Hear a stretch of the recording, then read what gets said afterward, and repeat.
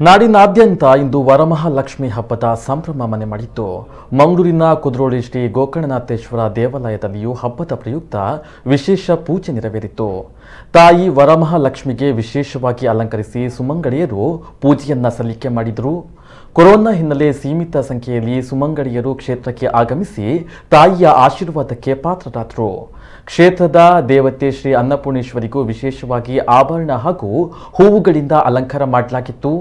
ಈ ಸಂದರ್ಭ ಕ್ಷೇತ್ರದ ಆಡಳಿತ ಮಂಡಳಿಯ ಅಧ್ಯಕ್ಷ ಎಚ್.ಎಸ್. ಸಾಯಿರಾಮ್, ಖಜಾಂಚಿ ಪದ್ಮರಾಜ್, ಊರ್ಮಿಳಾ ರಮೇಶ್, ಮಹಿಳಾ ಸಮಿತಿಯ ಸದಸ್ಯರು ಸೇರಿದಂತೆ ಭಕ್ತರು ಉಪಸ್ಥಿತರಿದ್ದರು.